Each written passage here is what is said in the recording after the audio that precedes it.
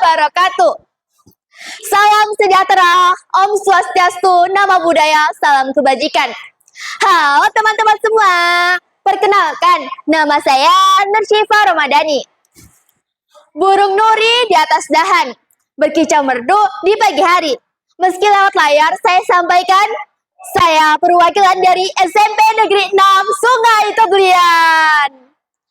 Nah, di sini ada yang pernah mendengar belum?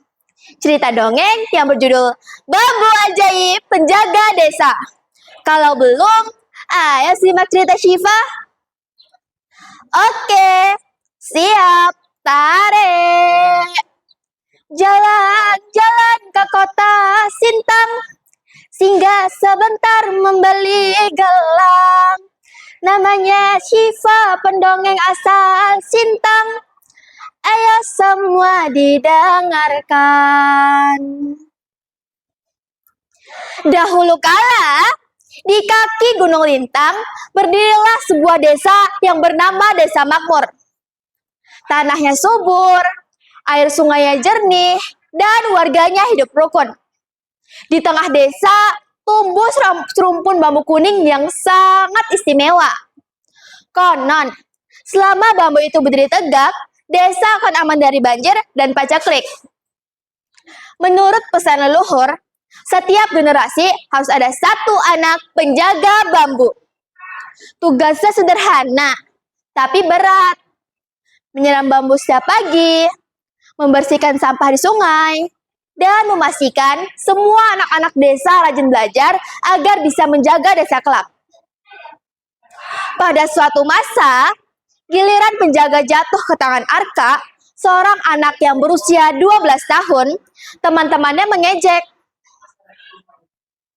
Ngapain urus bambu tua?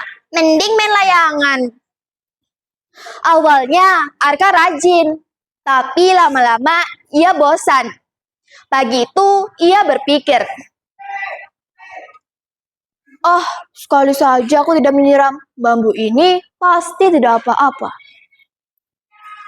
Ia pun pergi memancing seharian.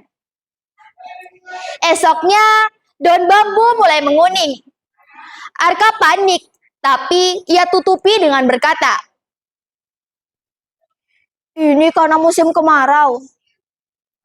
Ia tetap lalai. Sampah di sungai tidak ia pungut. Bahkan adik-adiknya yang biasanya ia ajari membaca, kini berhenti karena ia asik bermain. Tiba-tiba, langit berubah menjadi gelap. Hujan turun deras berhari-hari. Sungai meluap karena tersumbat sampah.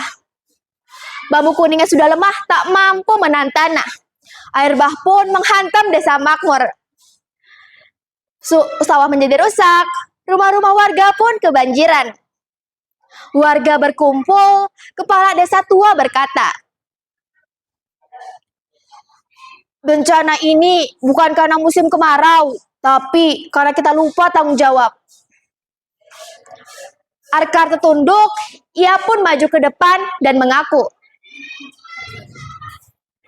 "Maafkan saya lalai dalam menjaga amanah sebagai anak penjaga bambu." Tanpa disuruh, Arka langsung bekerja.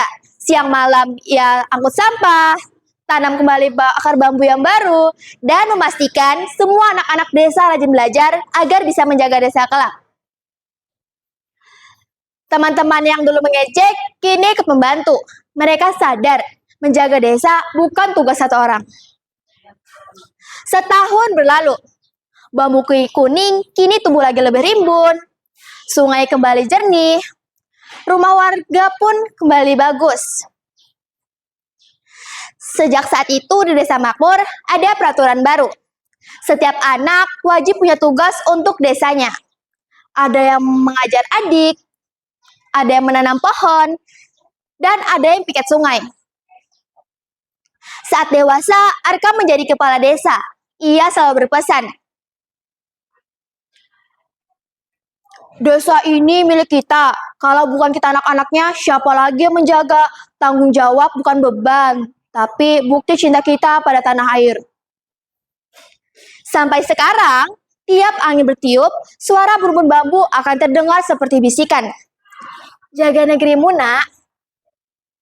Nah, dari cerita tadi, kita bisa belajar bahwa tanggung jawab anak bangsa dimulai dari hal-hal kecil. Apa aja sih contohnya? Buang sampah pada tempatnya, rajin belajar, dan peduli terhadap lingkungan sekitar. Kelalaian satu orang bisa berdampak ke semua, dan juga sebaliknya. Kerjasama bisa memulihkan keadaan.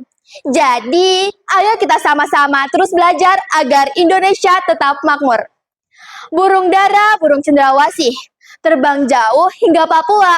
Cukup sekian dan terima kasih. Semoga bermanfaat untuk kita semua. Wassalamualaikum warahmatullahi wabarakatuh.